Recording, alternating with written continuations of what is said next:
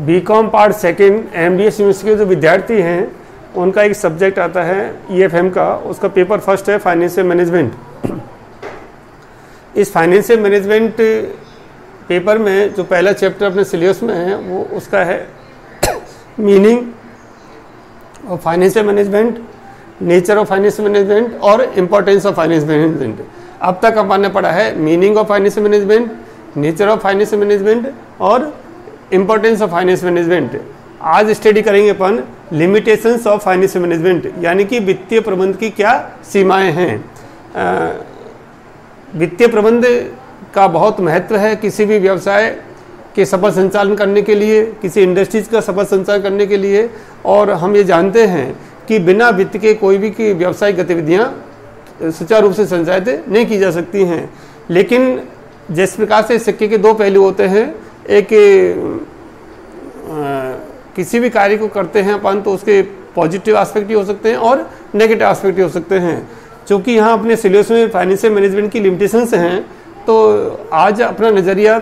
Negative पक्ष को तरफ होगा कि जो वित्तीय प्रबंध है उसकी क्या लिमिटेशंस हैं। तो यहाँ सबसे पहले डिस्कस कर सकते अपन, it is difficult to know the financial effects of various managerial decisions, यानी कि प्रबंधकीय जो निर्णय हैं उनके जो इफेक्ट पड़ेंगे, जो विभिन्न जो प्रभाव पड़ेंगे उसको जानना बहुत कठिन है फाइनेंशियल मैनेजमेंट के जो व्यक्ति हैं उनके लिए। क्योंकि फाइनेंस टॉप मैनेजमेंट के अंतर्गत जो डिसीजन लेते हैं, जो मैनेजर डिसीजंस हैं, जो प्रबंधकीय निर्णय हैं, जो विभिन्न जो विभाग हैं वो अपने अपने डिसीजंस लेते हैं और इन डिसीजन का क्या प्रभाव पड़ेगा एक फाइनेंस मैनेजर के लिए, सारे प्रभाव को जानना, सारे जो डिपार्टमेंट्स के जो प्रभाव पड़ेंगे, मैनेजर डिसीजन के प्रभाव पड़ेंगे, उसको एक बहुत कठिन कार्य है। दूसरी बात इसमें आती है कि जो प्रभाव पड़ते हैं, जो विभिन्न डिपार्टमेंट्स हैं उनके बीच में जो कोऑर्डिनेशन है वो किस प्रकार से बनाया जाए, ये भी एक फाइनेंशियल मैनेजमेंट के सामने चुनौती होती है। तो इस प्रकार से कह सकते हैं कि जो वित्तीय प्रबंधक हैं उनके सामने के बहुत बड़ी लिमिटेशंस हैं कि प्रबंधकीय जो निर्णय लिए जाते हैं, मैनेजर जो डिसीजन लिए जाते हैं, उनके जो विभिन्न प्रभाव, जो विभिन्न जो नियम, उनके क्या प्रभाव पड़ेंगे संस्था के ऊपर, उनमें किस प्रकार से कोऑर्डिनेशन होगा, ये फाइनेंशियल मैनेजर जो है उसके सामने दिक्कत आ सकती है। नेक्स्ट पॉइंट ले सकते अपन, बेस्ड ऑन फाइनेंशियल रिकॉर्ड्स, यानी कि फाइनेंशियल मैनेजमेंट जो किसके ऊपर आधारित है, वित्तीय लेखों के ऊपर जो रिकॉर्ड्स हैं, यानी कि हमारे पास में जो रिकॉर्ड्स हैं उनके आधार पर हम डिसीजन लेते हैं, जो भी इंफॉर्मेशन हैं, जो भी डेटा हैं उनके आधार किए जाते हैं। अब ये जो रिकॉर्ड्स हैं, जो डेटा हैं, वो कैसे हैं, पास्ट से संबंधित हैं, यानी कि भूतकाल से संबंधित हैं। अब जितने भी आंकड़े हैं वो सब किससे संबंधित हैं, भूतकाल से संबंधित हैं। अब ये जो आंकड़ों के आधार पर हम जो डिसीजन लेते हैं, तो भूतकाल के जो आंकड़े हैं जरूरी नहीं है कि उनके आधार पर जो एनालिसिस किया जाएगा,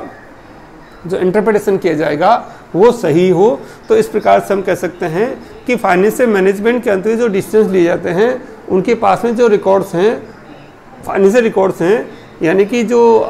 डेटा हैं वो सब कैसे हैं, भूतकाल से संबंधित हैं। अब भूतकाल के डेटा के आधार पर हम फ्यूचर की जो प्लानिंग करें वो जरूरी नहीं है कि हमेशा सही हो। तो इस प्रकार से इनके सामने दिक्कत आती है कि जो भी रिकॉर्ड्स हैं वो कैसे हैं, पास्ट से संबंधित हैं और इस कारण से इनके डिसीजंस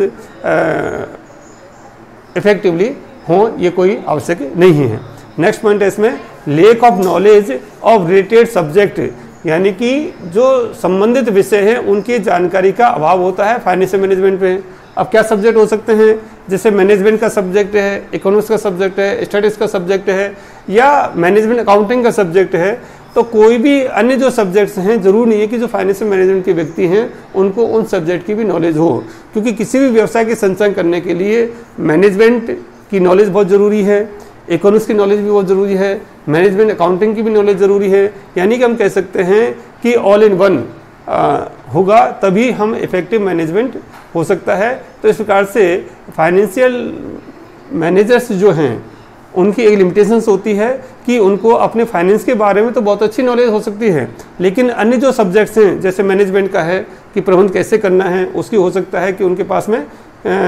उतनी जानकारी नहीं हो जितने की प्रबंध की जो व्यक्ति होते हैं उनके पास होती हैं। जो अर्थशास्त्री हैं उनके बराबर उनकी नॉलेज नहीं हो, क्योंकि उनका जो स्पेशलाइजेशन होता है वो केवल फाइनेंस के एरिया में ज़्यादा होता है और दूसरे सब्जेक्ट की उनको सरफेस नॉलेज होगी, तो इस प्रकार से हम कह सकते हैं कि फाइनेंशियल मैनेजमेंट के सामने एक लिमिटेशंस आती है कि उनको अन्य जो सब्जेक्ट्स हैं उनके संबंधित जानकारी का अभाव उनमें पाया जा सकता है। नेक्स्ट पॉइंट लेंगे अपन, the decision are affected by the personal views and feelings of the financial managers, यानी कि वित्तीय जो प्रबंधक हैं उनके जो पर्सनल फीलिंग्स हैं, उनके जो पर्सनल विचार हैं, यानी कि व्यक्ति के जो विचार हैं, उनसे डिसीजन अफेक्टेड होते हैं। हम ये जानते हैं कि व्यक्ति जो फाइनेंस का टॉप मैनेजमेंट के अंदर बैठा हुआ है, उसकी जो व्यक्तिगत विचारधारा क्या है, व्यक्तिगत उसके विचार क्या हैं, उसकी पर्सनल फीलिंग्स क्या हैं, व्यक्तिगत उसकी फीलिंग्स क्या हैं, उनका प्रभाव भी किसके ऊपर पड़ता है, जो फाइनेंशियल डिसीजन लिया जाता है उनके ऊपर पड़ता है। तो ये एक लिमिटेशंस है, क्योंकि एक मानवीय स्वभाव है कि हर व्यक्ति की नेचर अलग अलग होती है और वो जैसा सोचता है वैसे उसके विचार हैं, उसी का प्रभाव उससे जो डिसीजन लिए जाते हैं उनके ऊपर पड़ता है। तो कई बार ऐसा भी हो सकता है कि ये डिसीजन संस्था के खिलाफ भी सकते हैं, यानी कि जो वित्तीय जो स्थिति है उसका सही से मूल्यांकन नहीं हो और ये डिसीजन हमारे गलत भी हो सकते हैं, क्योंकि वो बाइज किससे हैं, पर्सनल व्यूज से हैं और उनकी पर्सनल जो फीलिंग्स हैं उसके आधार पर ऐसे डिसीजन किए जाते हैं। नेक्स्ट पॉइंट है इसमें, it is not a fully developed subject, यानी कि फाइनेंशियल मैनेजमेंट का सब्जेक्ट है ये अभी पूर्ण विकसित नहीं है। पूर्ण विकसित नहीं है इसका मतलब ये हो गया कि अभी फाइनेंशियल मैनेजमेंट डेवलपिंग स्टेज में, विकासशील स्थिति में है, यानी कि अभी इसमें और ज़्यादा रिसर्च इनोवेशन होने की आवश्यकता है। फाइनेंशियल मैनेजमेंट के अंदर वर्तमान में जो टेक्निक्स हैं जिनसे हम इंटरप्रिटेशन करते हैं वो हो सकता है कि कई बार परफेक्ट नहीं हो, और इसमें चूंकि अभी पूरी रूप से विकसित नहीं हुए हैं तो नए नए आविष्कार होंगे, तब जाकर के ये फाइनेंशियल मैनेजमेंट एक पूर्ण विकसित सब्जेक्ट बन पाएगा। तो इस प्रकार से कह सकते हैं कि वर्तमान में अभी ये जो फाइनेंशियल मैनेजमेंट का विषय है ये अभी पूर्ण विकसित नहीं है। और नेक्स्ट पॉइंट ले सकते हैं अपन, it is quite expensive to build an effective financial management, यानी कि किसी संस्था में एक प्रभावशील जो प्रबंध का निर्माण करना बहुत ही एक्सपेंसिव है,